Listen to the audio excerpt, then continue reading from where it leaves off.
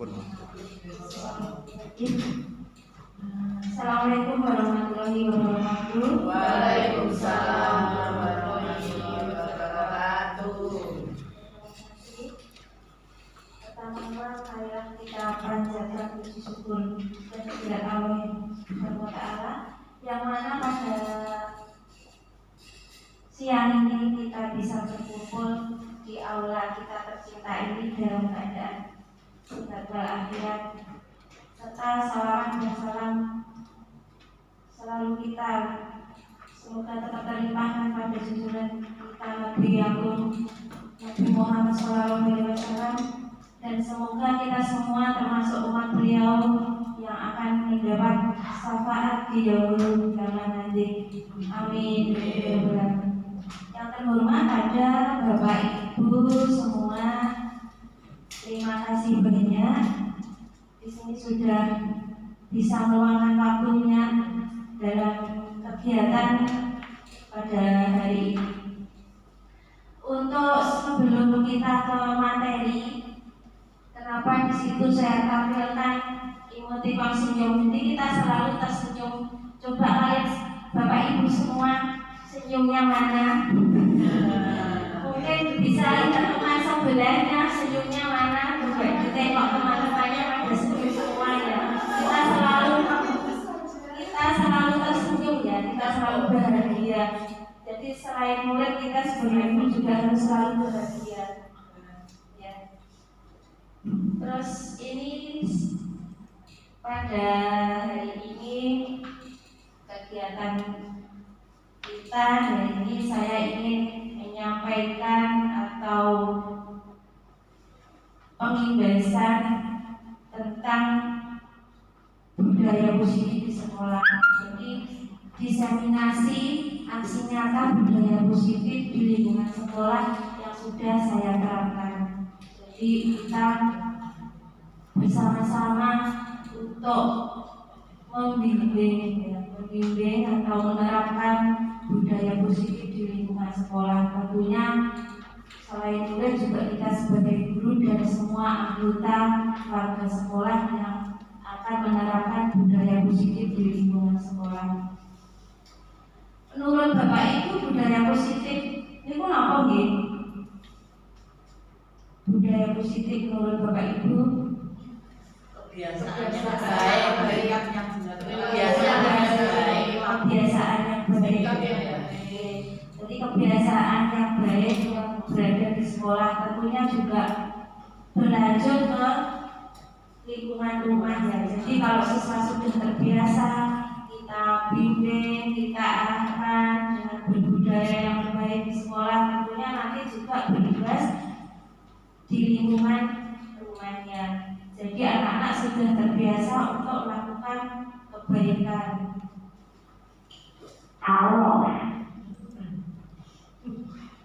Nah, ini budaya positif. Budaya positif merupakan perwujudan nilai-nilai atau keyakinan universal yang diterapkan di sekolah. Karena yang kita bahas ini adalah budaya positif di sekolah, jadi tentunya yang diterapkan di sekolah. Hanya saja nanti juga berimbas pada lingkungan di rumah. Budaya positif dapat mendorong murid untuk mampu berpikir, bertindak, dan mencipta sebagai proses memerdekakan dirinya sehingga murid mampu mandiri dan bertanggung jawab. Tentunya nanti siswa juga akan bertindak menciptakan suatu proses itu untuk memerdekakan dirinya, itu dia akan merasa nyaman. Tentunya dia akan merasa nyaman dan mandiri, bertanggung jawab. Jadi dia akan bertanggung jawab dengan apa yang dia lakukan, yang dia lakukan di sekolah ataupun di lingkungan rumah.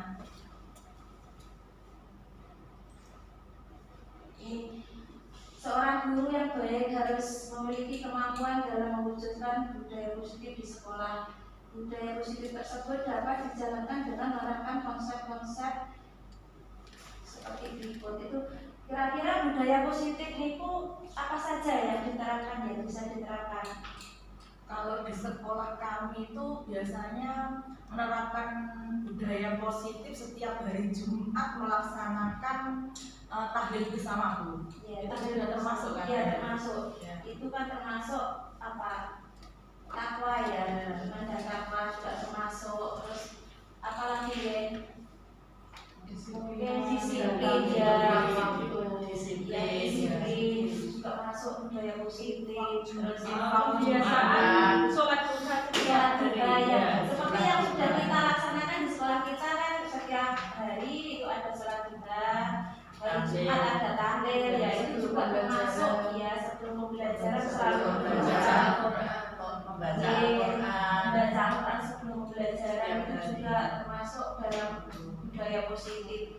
Dan sopan santun ya, seperti yang sudah kita jalankan ya Ibu ya, yang sudah kita terapkan, seperti yang dulu setiap hari Jumat berbahasa Jawa ya, itu juga mengarah nanti anaknya lebih sopan santun, itu juga masuk dalam budaya positif. Itu mengarah ke budaya positif karena ada sopan santun ya. Mungkin kita juga perlu belajar bersama ya, karena bahasa Jawa itu juga lebih sulit dari bahasa Indonesia. Jadi kita belajar bersama-sama bersama murid, kita mengarahkan murid, nanti tentunya dengan kebiasaan yang kita terapkan di sekolah nantinya juga akan mengimbas di rumah. Ya, anak yang biasanya nggak mau boso sama orang tua nantinya juga akan terbiasa boso gitu ya. Kita sendiri kadang-kadang kan masih sulit, bahasa Jawa kan memang juga tidak mudah, tapi kita sebagai orang Jawa kita harus tarikan gitu ya. Jadi kita ke siswa lebih diterapkan mengerti istilahnya. Kalau kita istilahkan kan unggah-ungguh gitu ya. Jadi sama orang tua seperti apa. Soalnya sekarang banyak anak-anak dengan orang tua itu kadang-kadang kan masih belum bisa milah-milah ya antara saya bicara dengan teman atau anak kecil atau orang yang lebih tua, atau istilahnya unggah-ungguhnya kurang. Jadi kita lebih membimbing anak untuk lebih bersopan santun, unggah-ungguh itu juga masuk dalam budaya positif. Kata nggih? Nah, di sini konsep inti budaya positif itu ada 8. Jadi sebenarnya budaya positif itu banyak sekali yang bisa kita terapkan terutama kalau kita di sekolah. Berarti untuk anak didik kita di sekolah sebenarnya banyak sekali yang nantinya berimbas pada masyarakat. Yang satu yaitu perubahan paradigma belajar. Ini pembelajaran dengan paradigma baru. Nah, dengan Merdeka Belajar kita menerapkan pembelajaran berdiferensiasi ya. Jadi ini pembelajaran dengan paradigma baru itu merupakan pembelajaran yang dirancang berdasarkan pembelajaran berdiferensiasi, sehingga para peserta didik belajar sesuai kebutuhan berdasarkan tahap perkembangan sesuai teori psikologi modern untuk mewujudkan profil pelajar Pancasila. Jadi kita tidak bisa menuntut anak harus seperti ini sesuai dengan kemauan kita. Jadi kita harus menuntun anak sesuai karakter anak masing-masing. Karena setiap anak mempunyai karakter masing-masing, juga kemampuan yang berbeda ya. Mungkin dengan pemahaman yang cepat, ada yang lambat, jadi kita tetap memfasilitasi supaya anak itu bisa belajar dengan nyaman. Mungkin sebelum ikut penggerak saya pun juga banyak menuntut ya, anak harus seperti ini, seperti itu. Tapi ternyata setelah ini saya baru tahu bahwa kita itu benar-benar melayani siswa. Pembelajaran yang berpihak pada murid, jadi bukan pada kita tapi berpihak pada murid. Jadi kita memfasilitasi, melayani, kita menuntut anak sesuai karakter mereka. Karena apa ya, anak itu harus mendalami, mengembangkan bakatnya itu sesuai dengan, karena sudah ada kodrat alam. Jadi kita harus menuntun anak itu tidak sama tentunya ya. Jadi harus sesuai dengan profil pelajar Pancasila tadi. Kita pembelajaran yang intinya berpihak pada murid, untuk pembelajaran dengan paradigma baru. Dan di sini ada enggak, itu kelihatan ya, ada berkebinekaan global. Itu saya juga ini salah satunya beriman dan takwa pada Tuhan Yang Maha Esa. Jadi ini termasuk yang sudah kita bahas tadi ya. Berarti anak-anak kan sudah ada tentang sebelum pembelajaran berdoa, ada hari Jumat tahlil, itu kan juga termasuk beriman dan takwa. Terus anak-anak juga hari Jumat tahlil, terus setiap hari membaca Al-Quran, ya, terus ada lagi sholat duha, itu juga sudah termasuk dalam beriman dan takwa yang sudah kita terapkan di sekolah kita. Yang kedua, kebinekaan global, yaitu mempertahankan budaya luhur berpikir terbuka, berinteraksi dengan budaya lain sehingga saling menghargai. Karena di negara kita kan banyak budaya ya, jadi anak itu lebih juga mau menghargai.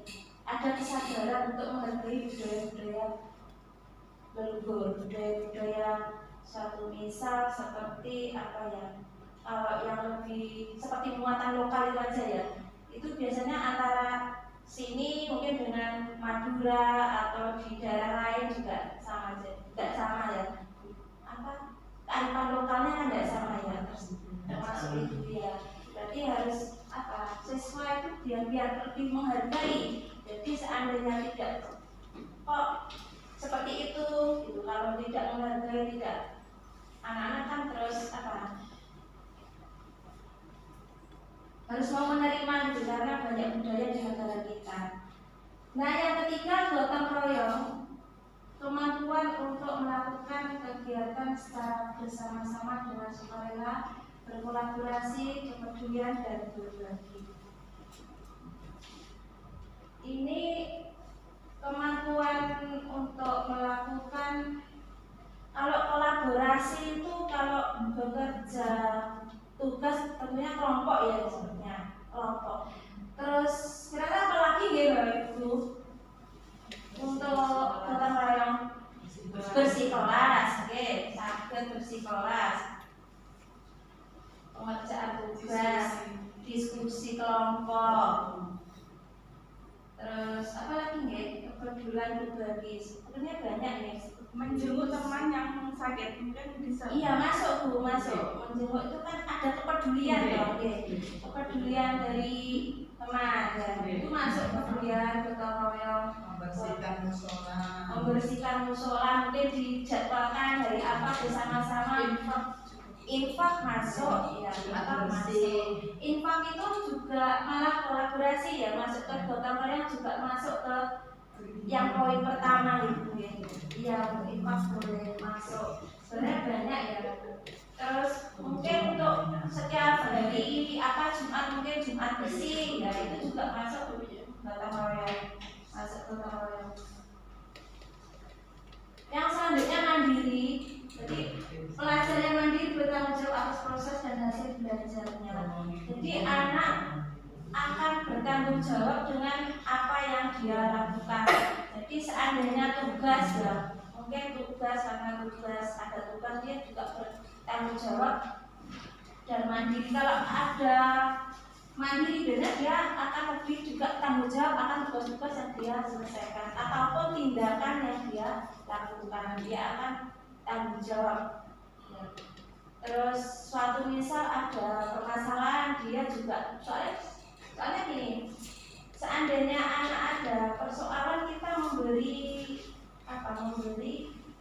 peluang untuk anak, memberi kebebasan dia untuk mencari solusi. Jadi anak itu dilatih untuk mandiri dan tanggung jawab. Jadi setiap tindakan yang dilakukan dia tanggung jawab.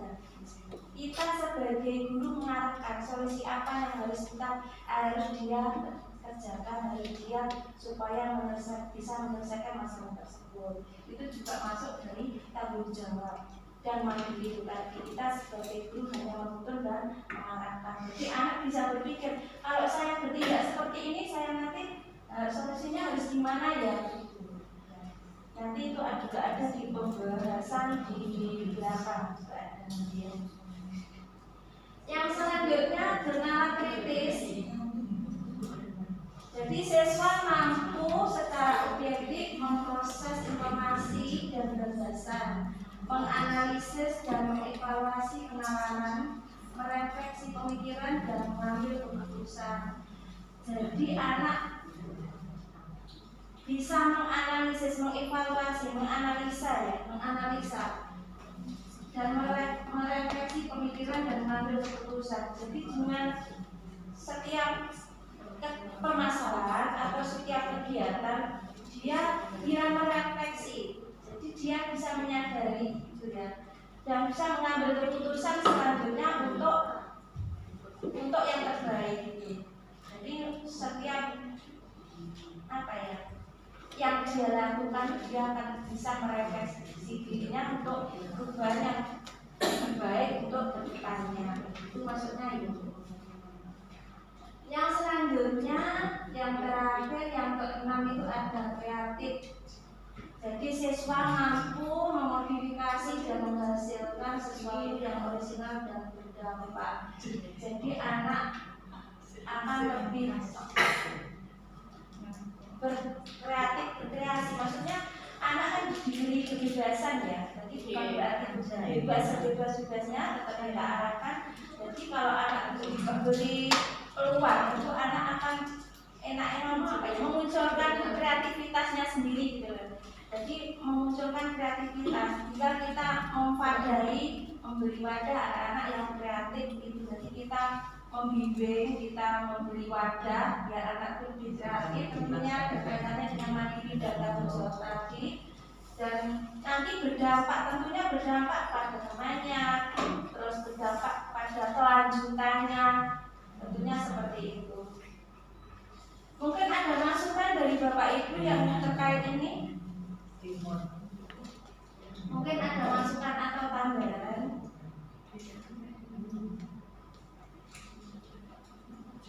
Kenapa saya lanjut ya? Lanjut.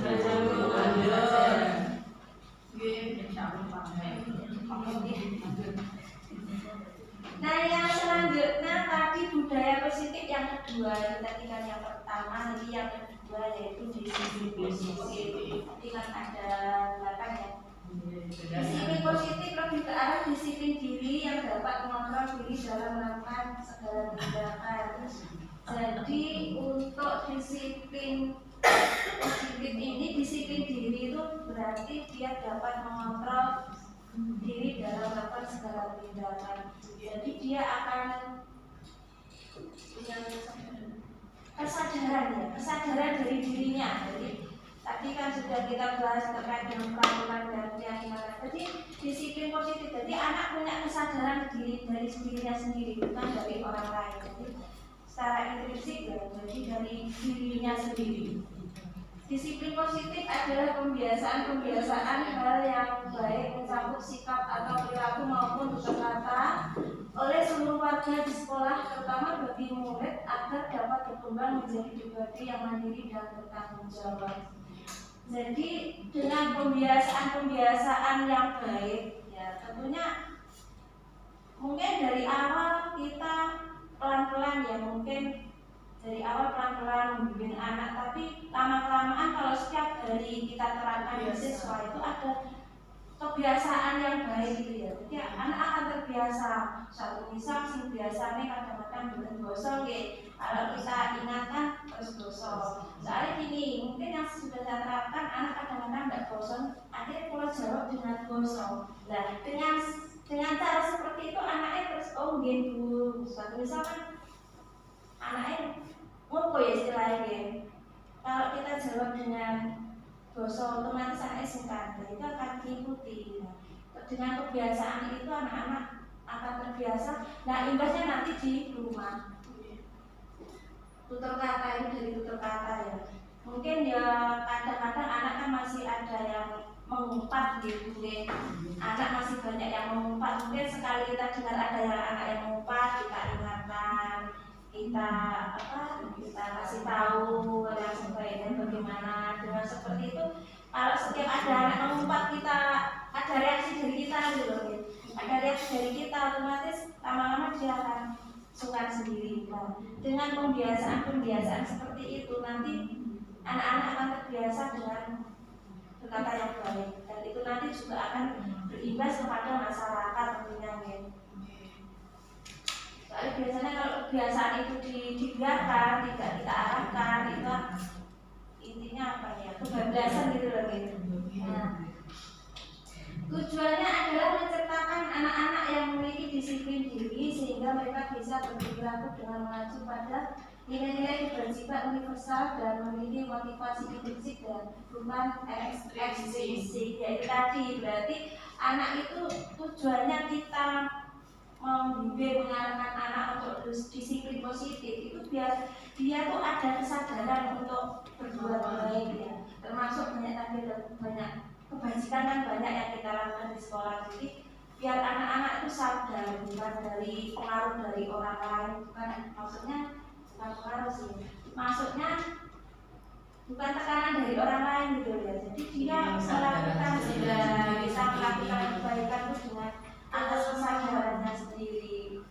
Soalnya beda kalau dengan kesadarannya sendiri itu dia melakukannya juga dengan santai, enjoy, nyaman, dia tidak merasa tertekan, dia tidak merasa tertekan, dia akan menjalankan dengan nyaman, dan saya rasa kebiasaan itu akan lebih lancar daripada karena tekanan. Mungkin kalau tekanan, oh biasanya yang ingatkan aku nggak ada orangnya, nah, tapi kalau kesadaran dirinya sendiri, entah itu di mana tempatnya, dia akan berbuat baik.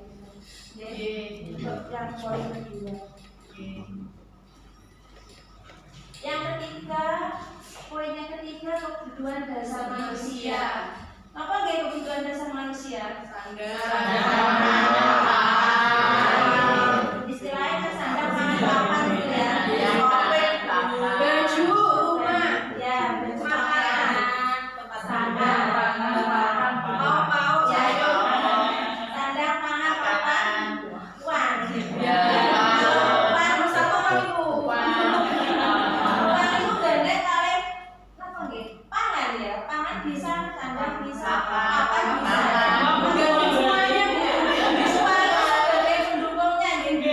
Ya, sebagai Kesehatan.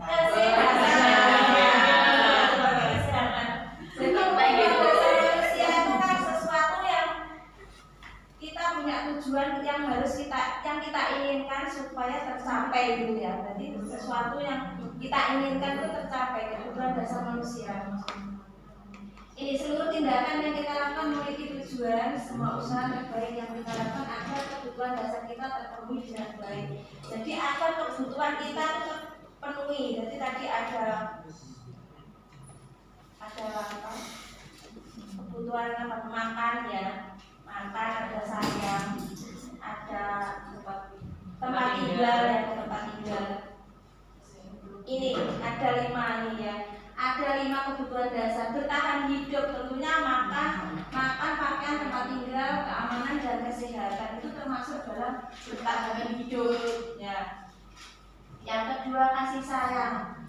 Kasih sayang tentunya kita kan juga butuh kenyamanan ya. Kaitannya dengan kenyamanan, kasih sayang, kenyamanan.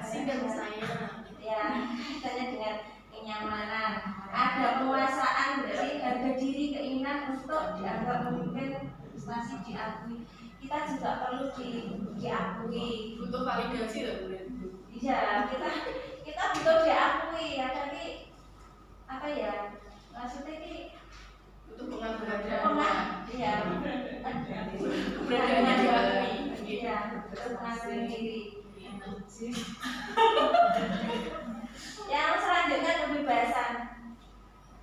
Mandiri, memiliki pilihan, mencoba hal baru dan mampu mengendalikan arah dirinya. Kita juga butuh kebebasan juga ya. Sebenarnya anak-anak juga begitu, hanya saja kalau kebebasan anak kita biar enggak anak sebebas-bebasnya kita tetap memberi bimbingan tentunya ya. Tapi anak itu ya harus ada kontrolnya dari kita sebagai guru. Jadi siswa diberi kebebasan tadi berpendapat juga masuk, terus kebebasan untuk menyelesaikan masalah itu juga anak-anak itu juga diberi kebebasan. Jadi anak itu biar berpikir, biar mandiri, biar tanggung jawab dengan apa yang dia lakukan. Anak juga diberi kebebasan dalam menyelesaikan masalahnya, solusinya seperti apa gitu. Jadi anak-anak diberi kebebasan untuk menemukan solusi dalam pemecahan masalah tersebut. Kesenangan, kita kan juga butuh senang ya Ibu ya, Pak. Betul sekali. Ya, kita juga perlu kesenangan gitu. Jadi anak-anak juga sama. Jadi kita memberi apa ya, sebagai pendidik juga selain memberi kenyamanan juga kesenangan, anak-anak merasa happy, senang.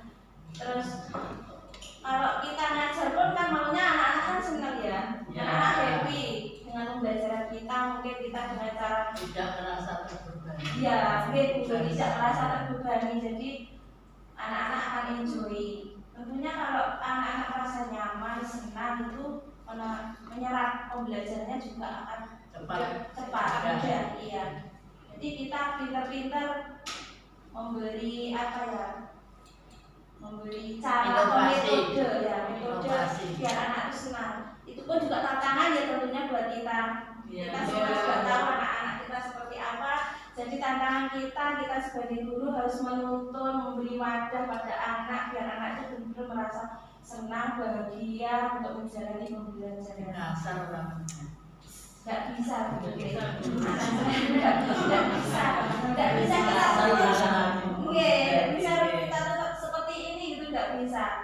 Ngomong ya, istilahnya memang dalam berdiferensiasi itu kita ngomong. Kita sebagai among Bu ya, kita menuntun, kita ngomong. Jadi itu. Yang ketiga, kebutuhan. Nah, ini ada studi kasus ya. Ini maksudnya dalam kebutuhan dasar manusia tadi kan ada berapa tadi? Ada 5 tadi ya. Nah, kebutuhan dasar manusia tadi kan ada 5: bertahan hidup, kasih sayang, ada kebebasan, ada kesenangan, dan ada penguasaan. Nah, ini sebagai contoh mawon. Ini sebagai contoh dalam kebutuhan dasar manusia.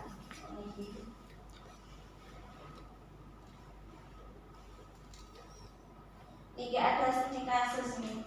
Ini Bu Ani, kebetulan tidak ada di sini namanya Bu Ani. Saya cari Bu Ani aja. Bu Ani guru wali kelas 10. Ya, wali kelas 10 Bu Ani sedang bingung menghadapi ulah salah satu murid di kelasnya yang bernama Joni. Beberapa anak telah mengeluhkan Joni yang seringkali meminta bekal makan siang mereka dengan paksa. Jadi dia memaksa meminta bekal temannya. Jika Anda menghadapi situasi seperti Bu Ani, apa yang akan Anda lakukan? Menurut Anda kira-kira apa ya alasan Joni melakukan hal itu? Itu Joni meminta bekal temannya kira-kira ada apa ya? Satu, mungkin belum sarapan. Tertarik sama menunya mungkin. Tertarik sama menunya. Tidak punya uang jajan. Tidak dikasih uang jajan. Malah kirim jahit. Apalagi kira-kira ya. Karakternya Bu.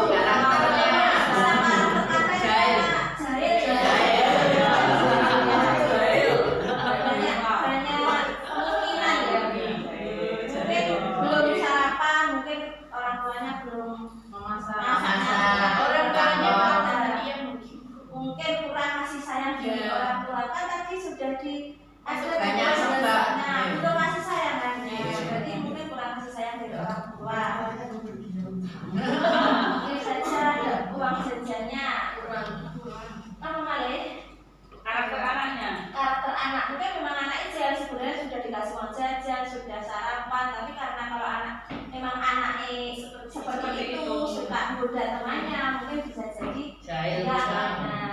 Dia kadang-kadang butuh perhatian ya, karena butuh perhatian juga masuk mungkin ya. Ini alasan Joni yang ke-1, karena ia lapar dan orang tuanya tidak membawakan bekal makan siang, maka kebutuhan dasar yang sedang berusaha dipenuhi Joni adalah kebutuhan untuk bertahan hidup. Tadi kan ada 5 tadi. Jadi untuk jawaban yang ini masuk yang kategori kebutuhan bertahan hidup karena dia lapar. Nah, karena dia lapar tidak ada bekal dari orang tua. Jadi ini untuk masuk dalam alasan Joni yang kebutuhan untuk bertahan hidup tadi yang satu tadi ya. Nah ini alasan kedua, dia merasa senang karena temannya memperhatikan dia. Karena temannya melaporkan itu pada guru dan gurunya memberitahu orang tuanya, sehingga orang tuanya jadi memperhatikan dia. Maka kebutuhan dasar yang sudah Joni adalah untuk kasih sayang. Jadi dia saling perhatian gitu. Caper. Dan dengan begitu kan otomatis temannya yang dijaili kan mesti matur ke gurunya ya, paling kelasnya ke gurunya kalau dijaili sama Joni. Nah otomatis gurunya biasanya kan kalau berulang seperti itu gurunya kan akan ke paling murid ya. Nah dengan begitu kalau orang tua dilapori anaknya seperti ini otomatis kan dia akan lebih perhatian ditambah dengan kasus anaknya di sekolah gitu. Jadi dia butuh kasih sayang, dengan dia seperti itu ada perhatian dari orang tua.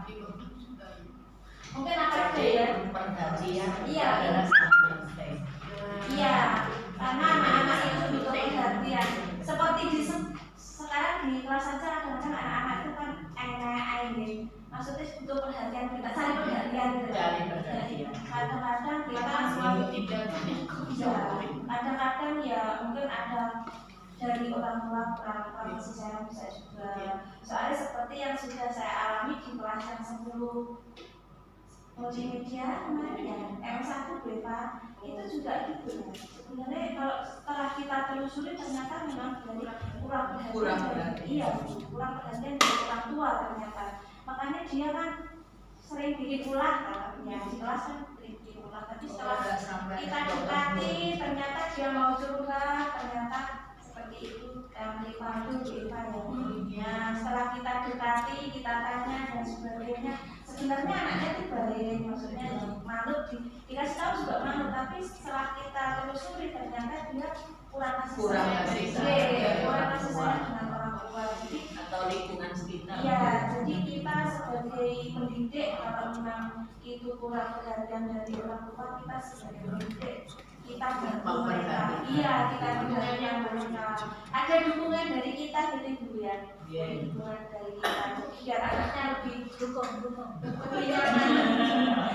Memang kenyataannya seperti itu. Kalau setelah saya tanya seperti itu, ternyata arahnya dia kurang kasih sayang dari orang tua. Ini yang selanjutnya alasan Joni merasa bosan dengan bekal. Ini yang disampaikan Bu I tadi. Bekal makanan yang dibawakan ibunya dari rumah karena ibunya selalu membawakan bekal yang sama. Lauknya itu aja mungkin. Oleh karena itu dia ingin mencoba makanan teman-temannya yang beraneka ragam. Maka Joni berusaha memberi kebutuhan anak kebebasan. Dia mungkin jenuh makan dari rumah, telur ceplok mungkin. Ini temannya ya variasi, ada temannya membawa sayur-sayur mungkin ya. Jadi iya mungkin itu dia tetap ada variasi ini masuk dalam kebebasan manusia dalam kebebasan. Nah ini yang kelima ini, karena ia melakukannya karena iseng saja. Tadi pun yang disampaikan Bu Eva ya, karena iseng saja dan ia menikmati ekspresi wajah teman-temannya yang kesal karena diambil makanannya, dan menurut dia ekspresi teman-temannya itu lucu. Maka berarti Joni sudah berusaha memenuhi kebutuhan dan kesenangan. Jadi dia senang ya, dia senang kalau melihat dia menjadi temannya, dia senang ya. Senang di dia berarti. Iya, dianya yang merasa senang itu yang Joninya. Senang kalau Joninya senang ya. Joninya yang senang karena menjadi teman-temannya itu. dia berarti memenuhi dalam kebutuhan dalam kesenangan. Terus niku sampun nggih dalam kebutuhan Journey. yang keempat itu ada nilai kebajikan. Nilai kebajikan itu sampun diterangkan di awal tadi sudah nggak ada iman dan takwa tadi, termasuk doa, ngaji dan sebagainya tadi, mandiri dan tanggung jawab, kejujuran, anak dilatih untuk jujur ya, untuk kejujuran, sopan santun tadi untuk dengan bagaimana bicara dengan orang tua, bisa menghargai orang lain, bagaimana dia itu mengerti bagaimana untuk berkata dan sebagainya. Gotong royong tadi yang sudah kita bahas, kerjasama tadi ya, dalam kebersihan kelas, dalam lingkungan, dalam kelompok, rendah hati biasanya bisa menerima ya, bisa menerima dengan rendah hati. Tapi dari tidak apa, tidak merasa lebih ya, Merasa lebih. dia lebih mau menerima suatu misal berusaha sehingga mau menerima dengan pendapat orang lain dan sebagainya. Motivasi perilaku manusia itu untuk menghindari kenyamanan atau hukuman. Maksudnya motivasi kita itu kadang-kadang ada yang menjalaninya hanya karena untuk menghindari dari hukuman, ketidaknyamanan atau hukuman. Dan ada juga perilaku manusia itu karena ingin imbalan atau ingin dipuji, ingin dapat imbalan. Kalau kita istilahnya apa gitu, pamrih gitu. Ya, jadi ada istilahnya pamrih, dia melakukan sesuatu itu karena ada ingin imbalannya, ingin dipuji, ingin imbalan sesuatu. Jadi itu tidak tulus dari hati yang sebenarnya ya, itu masih ada yang diharapkan gitu ya, ada tadi imbalan atau pujian. Yang ketiga, untuk menjadi orang yang merasa ingin dan menghargai diri sendiri dan nilai-nilai yang mereka percaya. Jadi memang dari kita sendiri ya, menghargai diri kita. Berarti ada ini lebih menghargai diri kita sendiri. Jadi tidak hanya karena imbalan atau pujian dari orang lain. Nah kan di situ ada hukuman, konsekuensi, restitusi. Kalau hukuman itu hukuman berupa fisik. Sebenarnya kalau hukuman kita pada anak-anak itu tidak sekedar fisik ya. Fisik dan boleh. Selain fisik juga ada mungkin dari kata-kata ya. Dari perkataan itu juga termasuk hukuman, maksudnya yang membuat dia itu merasa tidak nyaman, yang kadang-kadang membuat seperti aneh kebalian ya. Kalau perkataan dan sebagainya itu kan maksudnya hukuman itu tidak sekedar fisik ya. Jadi kita juga melalui ucapan, perkataan itu juga termasuk dalam hukuman. Ya, perkataan. Kalau konsekuensi itu masih belum nyaman juga ya, karena disepakati sesuai peraturan. Murid tetap dibuat tidak nyaman. Kalau konsekuensi itu nanti kalau seperti ini konsekuensinya itu tetap anak tetap tidak nyaman, meskipun dia melakukan tetap tidak nyaman. Dan setiap guru tetap memonitoring anak tersebut, jadi anak itu melakukan nanti ada konsekuensinya. Yang ketiga itu restitusi, proses menciptakan kondisi bagi murid untuk memperbaiki kesalahan. Jadi ada proses anak itu untuk memperbaiki kesalahannya. Kita beri kebebasan dia untuk memecahkan masalah. Jadi proses kolaboratif yang mengajak murid secara solusi sendiri. Jadi anak-anak itu mencari solusinya untuk memecahkan suatu masalah. Jadi anak diberi kebebasan untuk menyelesaikan masalahnya sendiri. Motivasi menghindari ketidaknyamanan ini.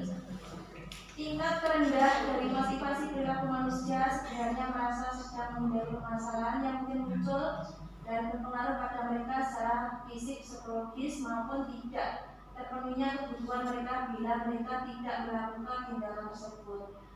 Ini motivasi ini bersifat eksternal, maksudnya kalau dukungan berarti kan eksternal, berarti kan belum ada kesadaran diri ya. Ya. Tidak termasuk dalam intrinsik ya, berarti belum ada kesadaran dari dirinya sendiri.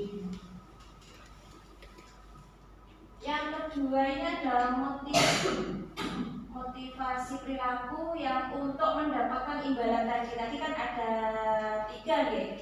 Nah, yang termasuk dalam ada harapan imbalan ya, ada imbalan atau mengharap juga jadi satu tingkat di atas motivasi yang pertama tadi, maksudnya di atasnya.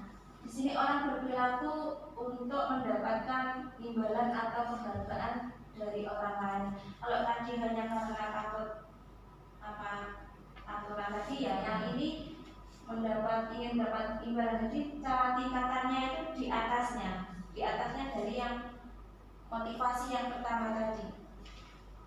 Nah, yang kedua, yang ketiga nih ya, untuk menjadi orang yang mereka inginkan dan menghargai diri sendiri dengan nilai yang mereka percaya. Jadi mereka melakukan sesuatu karena nilai-nilai yang mereka yakini dan hargai dan merasa melakukannya karena mereka ingin jadi orang yang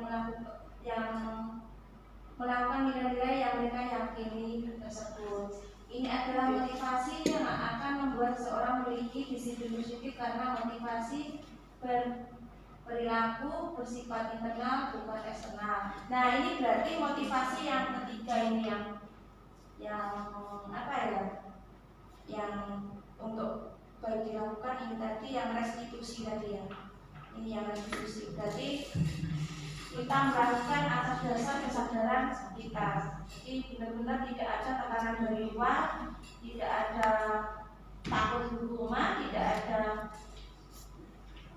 tekanan dari luar, tapi dari kesadaran kita sendiri. Jadi dari kita melakukan atas dasar keyakinan dan kesadaran kita. Nah, selanjutnya yaitu yang keenam tadi ya, budaya positif yang keenam itu ada posisi kontrol restitusi.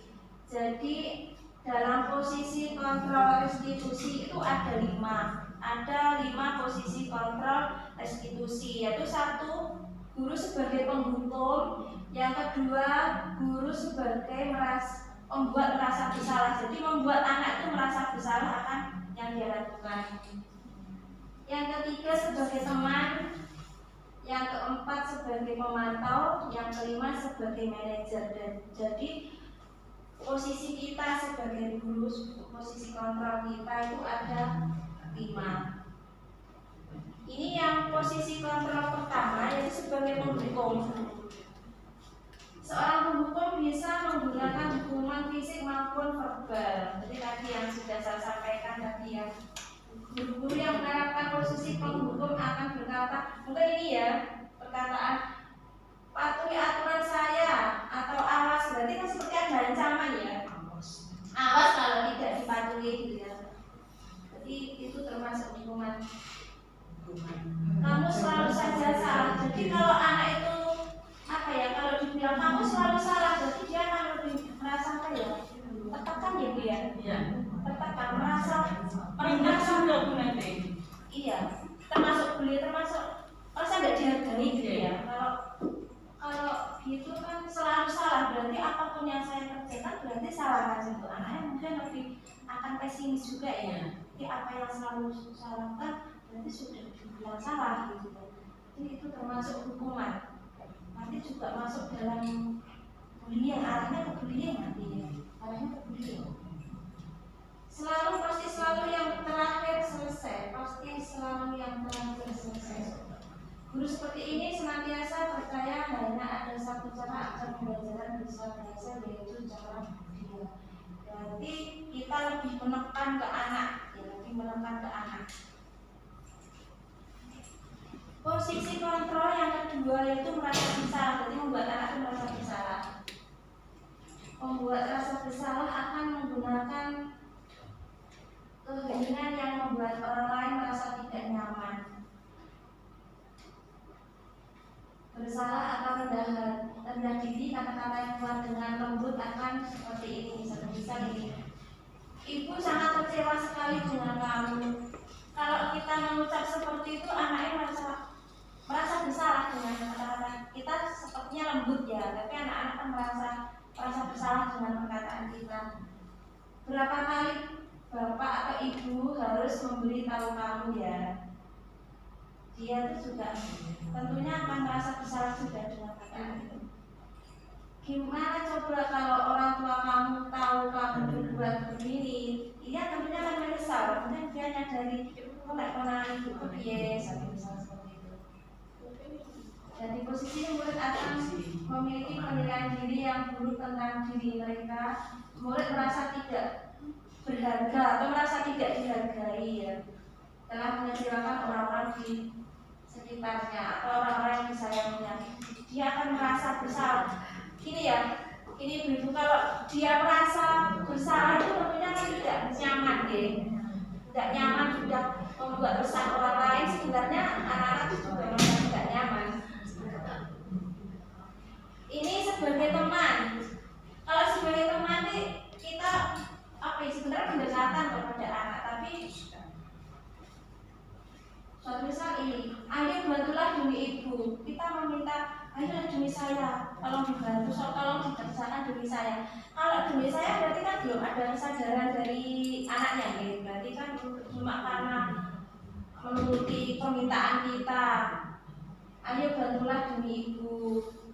Ayo ingat tidak bantuan ibu selama ini atau bapak selama ini.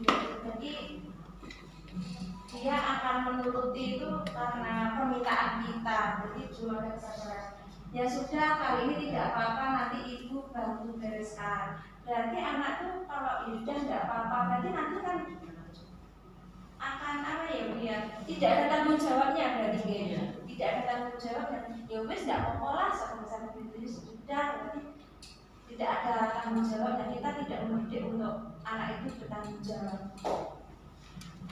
Ini yang restitusi ya. Memantau berarti ini yang memantau ya. Ini yang pemantau. Pemantau berarti mengawasi posisi, memantau berdasarkan pada peraturan-peraturan dan konsekuensi. Pertanyaannya juga soal memantau peraturan apa, peraturannya apa yang telah kamu lakukan, sanksi apa, konsekuensinya. Jadi kita mengingatkan, kita mantau dengan apa yang kamu lakukan itu konsekuensinya apa. Jadi belum ada kesadaran. Nah ini yang kita terapkan Ibu, yaitu dengan sebagai manajer, kita sebagai pemimpin pembelajaran. Posisi di mana guru berbuat sesuatu bersama dengan murid, mempersilahkan murid mempertanggungjawabkan perilakunya. Jadi mengarahkan murid untuk bertanggung jawab, mendukung murid agar dapat menemukan solusi atas permasalahannya sendiri. Seorang manajer telah memiliki keterampilan di posisi teman maupun pemantau, jadi memberi arahan anak untuk tanggung jawab atas perbuatan yang dia lakukan. Contoh perkataannya seperti ini. Apa yang kita yakini? Begini, kalau di dalam kelas itu kan adanya keyakinan kelas. Jadi anak-anak itu nanti akan menerapkan suatu misal pembelajaran sudah ada keyakinan kelas, menerapkan apa yang sudah dia sepakati dalam keyakinan kelas. Terus jika kamu meyakini, apa kamu bersedia memperbaikinya? Jadi kita mengingatkan, kamu bisa tidak memperbaikinya, mengulangi lagi apa enggak? Nah, itu kan dia terus berpikir untuk tidak mengulangi lagi. Ya, jika kamu memperbaiki, kira-kira apa yang menunjukkan kamu tentang dirimu? Maksudnya kalau dia ingin memperbaiki satu misal membuang sampah pada tempatnya. Kalau dia memperbaiki berarti apa? Berarti yang ada nilai kebaikan pada dirimu. Berarti tahu akan kebersihan. Satu misal seperti itu. Berarti dia tuh diberi peluang untuk menyelesaikan masalahnya. Solusinya bagaimana gitu loh, biar anak berpikir sendiri gitu ya. Terus rencana kamu untuk memperbaiki hal ini bagaimana? Berarti anak terus mikir, oh berarti saya harus begini. Nah, dari 5 posisi kontrol tersebut yang kita terapkan ini tidak begitu kelihatan ya dia. Ya, enggak Ya, kelihatan. mungkin ini dari efeknya, dari dampaknya. Kalau sesuai peraturan kalau hukuman mungkin dampak yang terburuk apa? Kalau dari hukuman dampak yang terburuk apa? Dampak yang terburuk kalau kita memberi itu dengan hukuman sudah tulisan dampak terburuk apa ya? Tentunya satu mungkin dari anak itu ada mendendam ya. Ya, benci sama Anak itu benci. Itu dari hukuman. Sebenarnya di sekolah itu sudah ada aturan atau peraturan, tapi kalau kita dengan cara hukum itu anak itu biasanya teringat sampai ada sampai dewasa. Saya pernah dihukum bapak itu dalam misal seperti itu, dia akan terngiang gitu. Dia akan terngiang. Meskipun itu lewat fisik ataupun dengan perkataan, ya itu dia masih teringat kata-kata yang mungkin menurut dia menyakitkan, gitu. Nah itu kan dia akan teringat. Kadang-kadang akan membenci padahal tujuannya baik, tapi dengan cara yang kurang tepat, jadi sehingga anak salah mengartikan, merasa didukung gitu ya. Jadi ini tuh dampaknya sebenarnya ya, tapi ini tidak begitu kelihatan. Jadi kalau tadi ada yang posisi kontrol yang ya sudah, tapi mengarahkan anak untuk tidak tanggung jawab. Jadi kita sebagai yang kita terapkan, nah ini di antara kelima posisi kontrol tersebut sebaiknya sebagai guru itu kita mengambil posisi kontrol yang sebagai manajer ya. Jadi kita sebagai pemimpin pembelajaran, jadi tetap mewadahi siswa, memberi peluang anak untuk mengambil solusinya. Jadi kita ambil yang sebagai manajer, sebagai pemimpin pembelajaran. Di antara beberapa posisi kontrol tadi kita sebagai guru ambil yang sebagai manajer. Karena sebagai manajer guru dapat berbuat sesuatu bersama murid, mempersilahkan murid bertanggung jawab dan mendukung murid agar dapat menemukan solusi tadi. Jadi kita kolaborasi, ya. Jadi nyambung dengan kita kolaborasi dengan murid. Ya. Jadi kalau permasalahan kolaborasi juga bisa dengan TK, orang tua, warga sekolah dan sebagainya. Dan anak itu diberi kesempatan ruang untuk bisa memecahkan masalahnya sendiri. Kita sebagai pendamping atau menuntut anak biar bisa bertanggung jawab.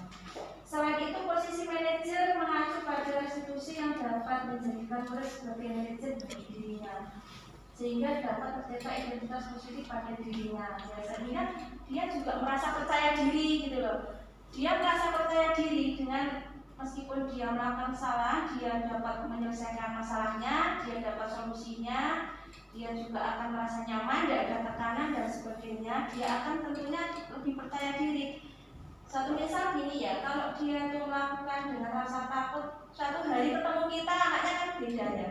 Mungkin akan takut atau akan minder dan sebagainya. Tapi kalau kita beri kesempatan untuk anaknya bisa menyelesaikan, kita juga baik sama anaknya akan nyaman, termasuk dia juga percaya diri, lebih percaya diri. Jadi kesimpulannya bahwa kita harus mengambil yang sebagai manajer pembelajaran. Nah sekarang untuk keyakinan kelas nih Bapak Ibu. Jadi sebelum pembelajaran dimulai itu kita tentukan keyakinan kelas ya. Keyakinan kelas, jadi anak-anak itu biar nanti lebih nyaman dalam pembelajaran.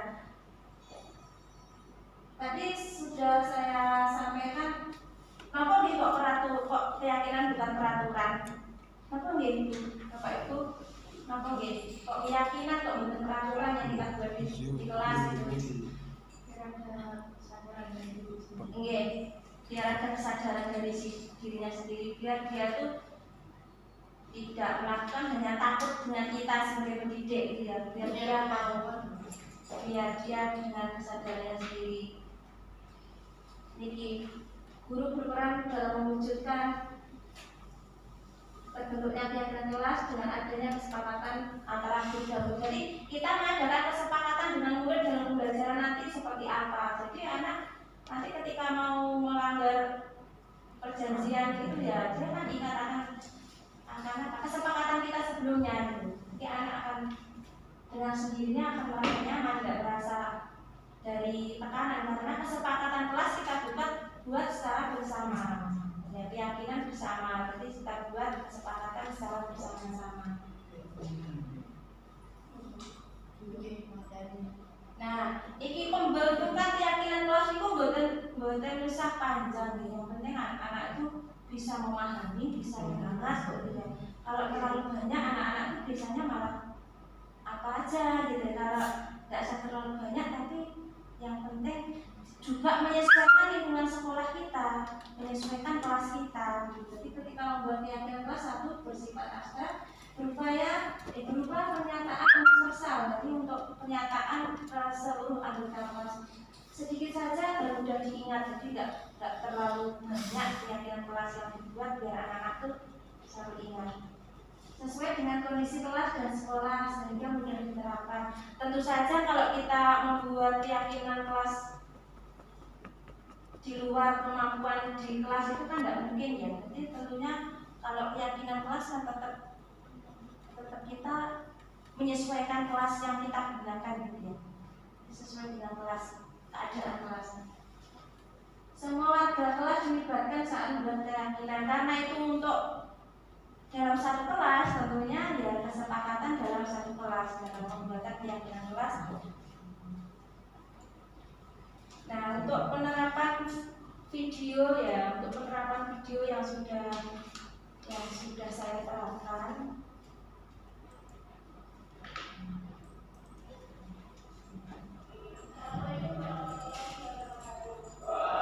Untuk penerapan keyakinan kelas yang sudah saya buat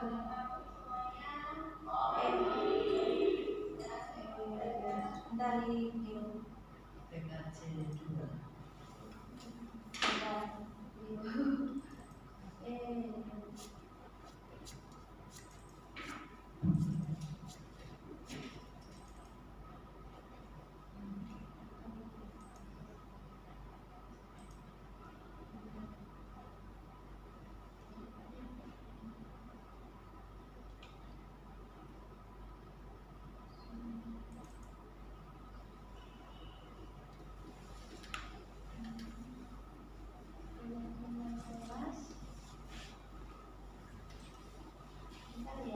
Ini tadi tak siapkan gimana?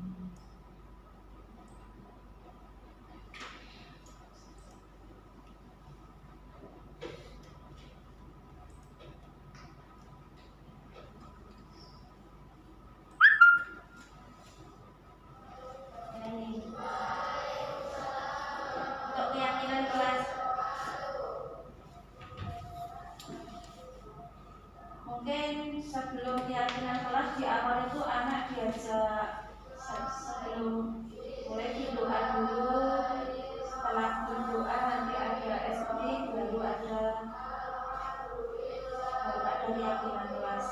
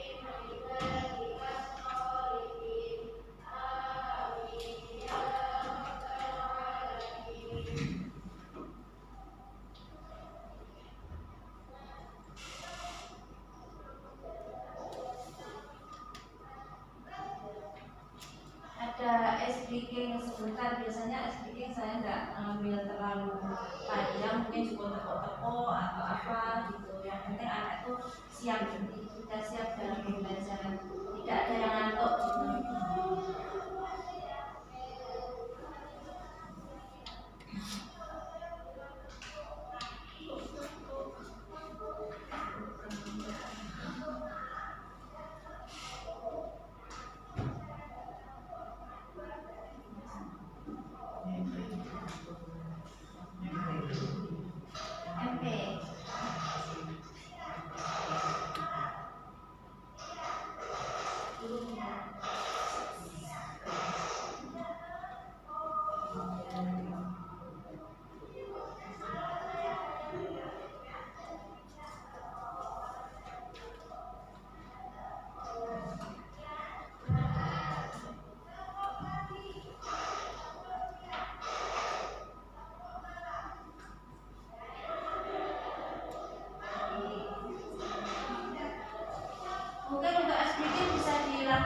hari juga Bapak ketika anak-anak sudah mulai ngantuk dan sebagainya.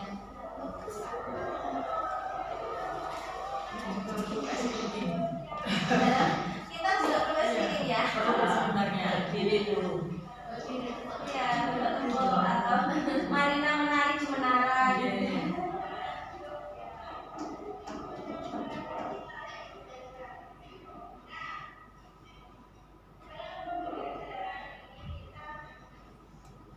Misalnya supaya bisa nekat.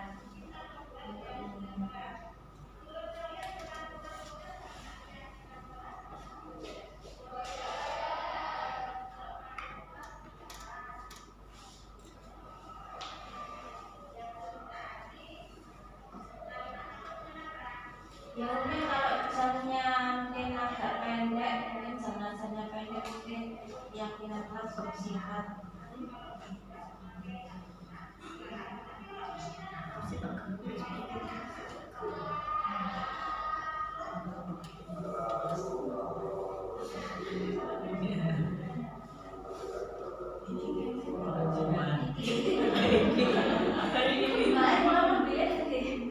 Gimana Mas?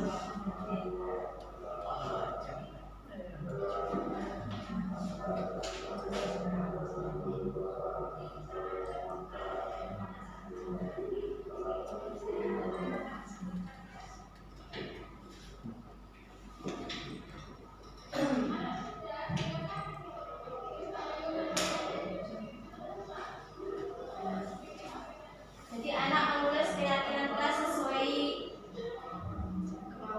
kemauannya, baru nanti disimbolkan. Ya, nanti disimbolkan.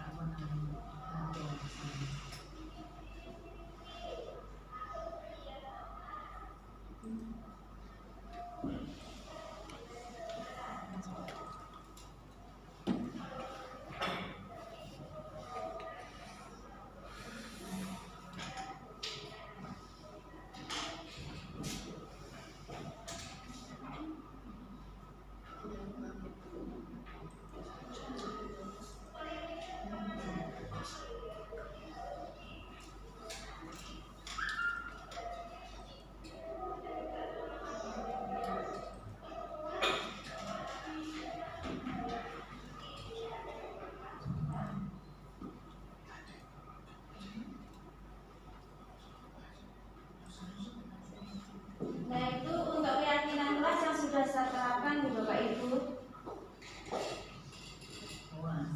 Nah yang kedelapan tadi ada budaya positif segitiga restitusi. Jadi segitiga restitusi itu ada 3 tahapan, yaitu menstabilkan identitas, validasi tindakan yang salah, dan menanyakan keyakinan. Dalam menstabilkan identitas itu dilakukan berdasarkan prinsip bahwa melakukan kesalahan adalah bagian dari proses pembelajaran yang akan menggeser identitas gagal ke arah identitas sukses. Jadi untuk apa ya? Untuk penerapan nantinya yang akan siswa akan lebih baik gitu ya. Ini menstabilkan identitas. Bagian dasar dari segitiga bertujuan untuk mengubah identitas anak dari orang yang gagal karena melakukan kesalahan menjadi orang yang sukses. Anak yang melanggar peraturan karena sedang mencari perhatian adalah anak yang sedang mengalami kegagalan. Dia mencoba untuk memenuhi kebutuhan dasarnya, namun ada benturan. Kalau kita mengkritik dia, maka kita akan tetap membuatnya dalam posisi gagal. Kalau kita ingin ia menjadi reflektif, maka kita harus meyakinkan si anak dengan cara mengatakan kalimat-kalimat yang lebih baik. Jadi anak biar nggak pesimis dan anak nggak merasa gagal. Jadi anak akan percaya diri. Ini kata-kata yang satu misal seperti ini. Kalau kita menstabilkan identitas, jadi kita lebih berbuat salah itu wajar karena kita semua pernah melakukan salah gitu maksudnya ya. Tidak ada manusia yang sempurna, jadi semua juga punya salah. Jadi anak tetap diberi motivasi biar dia tidak rendah diri, biar dia percaya diri juga, dia tidak merasa tidak dihargai. Ibu tidak mau mencari siapa yang salah, tapi ibu ingin cari solusi dan permasalahan ini. Jadi ini yang sudah saya sampaikan tadi, memberi peluang pada anak untuk mencari solusinya seperti apa. Jadi kita tidak boleh menghakimi langsung kamu salah, kamu seperti ini, tidak. Jadi kita memfasilitasi anak, memberi keleluasaan anak untuk mencari solusi. Ini validasi tindakan yang salah ya. Jadi dilakukan berdasarkan prinsip bahwa setiap perilaku berupaya memenuhi suatu kebutuhan tertentu, sehingga guru orang tua akan mengubah pandangannya dari teori stimulus respons ke arah berpikir proaktif yang mengenali tujuan dari setiap tindakan. Untuk setiap tindakan dilakukan bertujuan untuk memenuhi kebutuhan dasar. Kalimat-kalimat di bawah ini mungkin terdengar asing buat guru, namun bila dikatakan dengan nada tanpa menghakimi akan memvalidasi kebutuhan mereka. Contohnya seperti ini ya. Kamu pasti punya alasan mengapa melakukan hal itu. Jadi kan kita juga menggali ya. Padahal kamu bisa melakukan yang lebih buruk dari ini. Jadi itu tindakan perkataan yang salah ya. Kamu patut bangga karena kamu telah melindungi sesuatu yang penting buat kamu. Kamu melakukan karena mempertahankan sesuatu yang penting bagimu. Ini tindakan yang salah ya.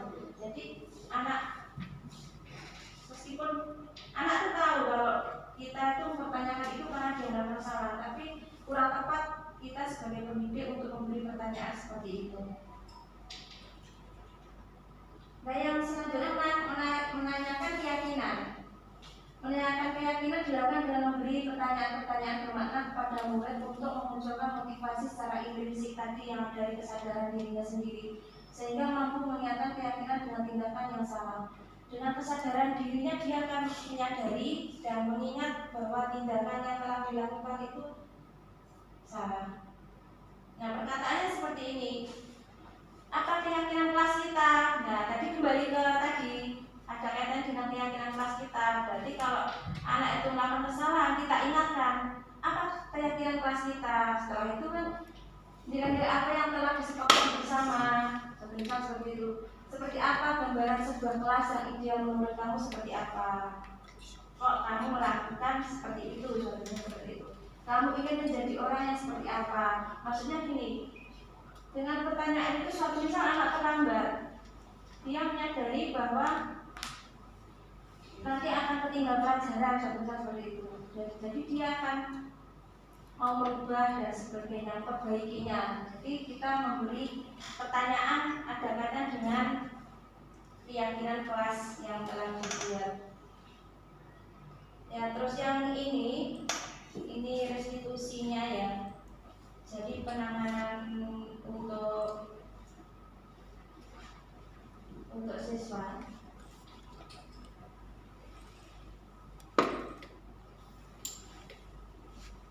Ini satu misal satu.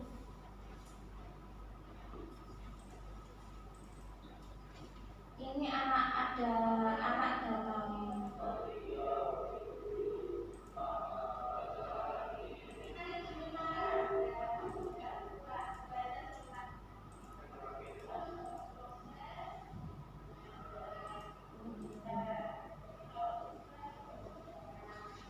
Ini ada anak yang terlambat ya. Jadi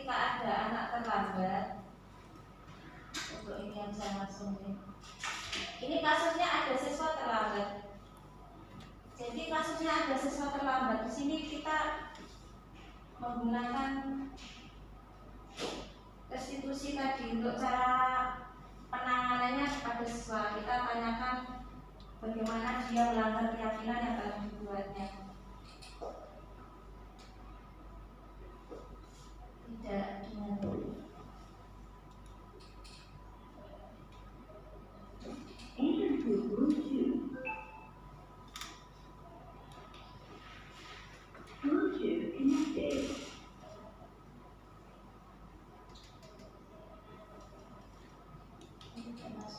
tidak, suara tidak dengar ya. Berarti kita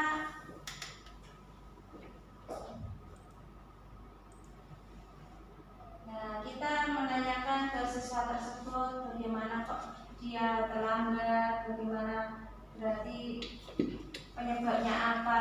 Jadi kita tidak langsung memberi hukuman ya. Jadi kita telusuri dulu terlambat karena apa, terus solusinya bagaimana. Dia juga diberi peluang supaya tidak terlambat lagi seperti apa.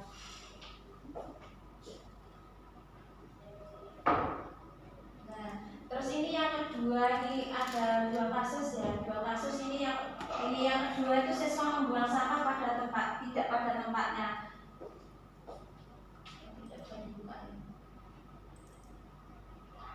Ini ada kasus anak membuang sampah tidak pada tempatnya. Jadi dia diberitahu nanti dia melanggar keyakinan kelas apa, suatu misal menjaga kebersihan gitu ya. Jadi dia nanti juga akan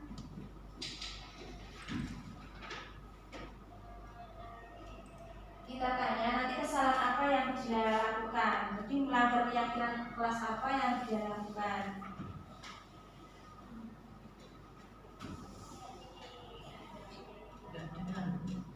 Oke, buatan bilang tangannya apa?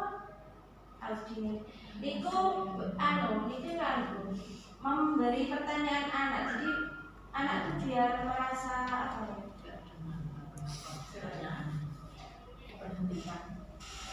Dia tidak mengulangi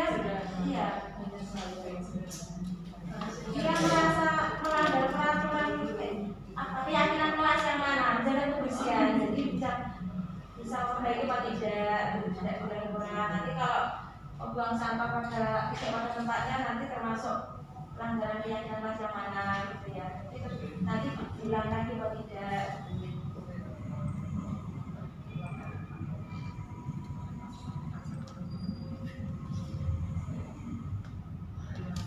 Ya, terus dari kesimpulan kita ini ya, dari kesimpulan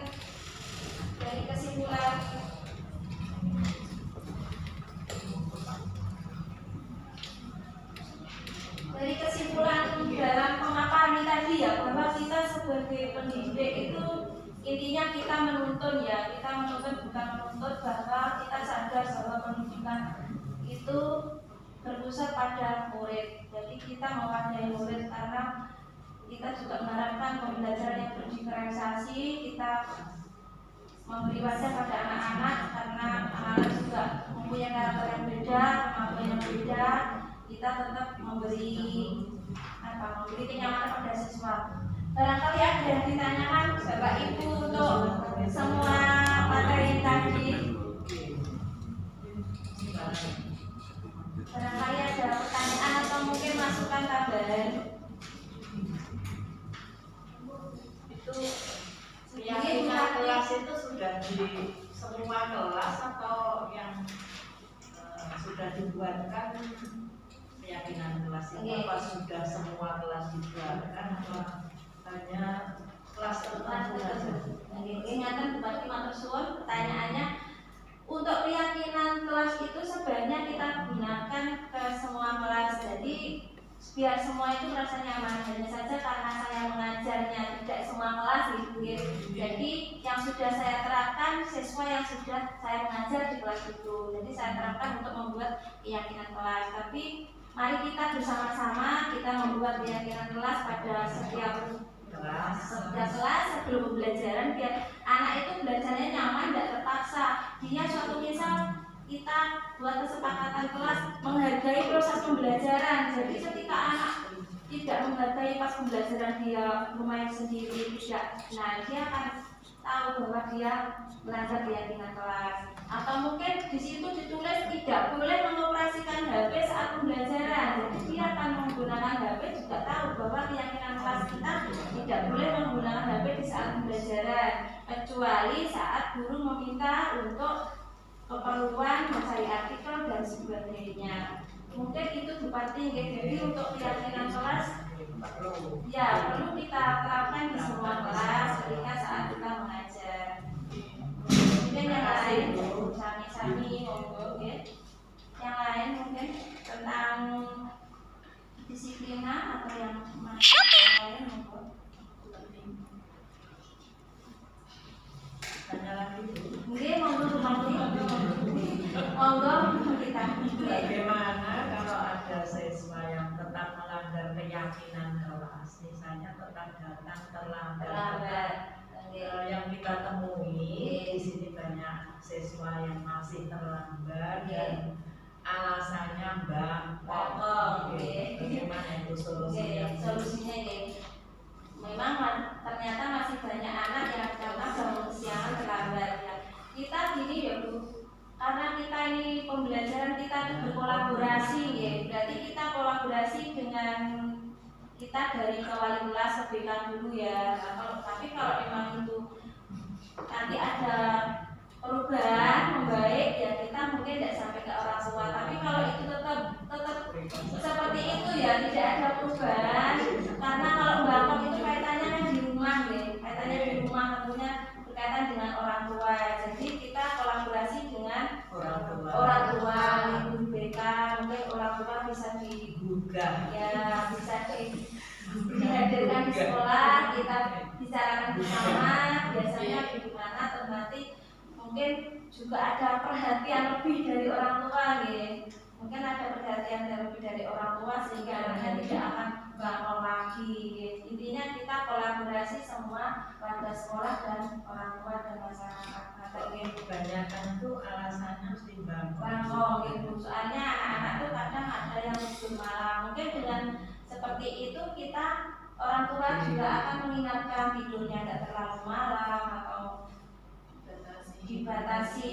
Mungkin kadang-kadang anak malam main HP, anak-anak main HP dan sebagainya. Jadi orang tua bisa memberi batasan biar anaknya tidak terlambat. Atau pagi mungkin orang tuanya membangunkan ya, pagi membangunkan. Jadi kita tetap harus kolaborasi, kita tidak lepas dari orang tua. Ya. Mungkin seperti itu yang perlu kita terapkan untuk mengatasi anak-anak yang tetap datang terlambat ya.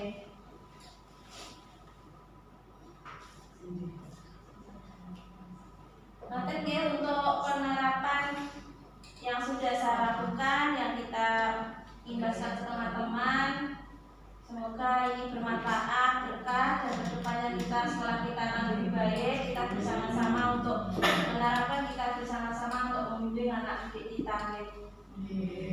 Sebelum saya akhiri, saya ucapkan terima kasih banyak pada Bapak Ibu semua yang sudah meluangkan waktunya, dan semoga ini juga dapat berlanjut akan lebih baik. Sekian dari saya. Assalamualaikum warahmatullahi wabarakatuh. Waalaikumsalam.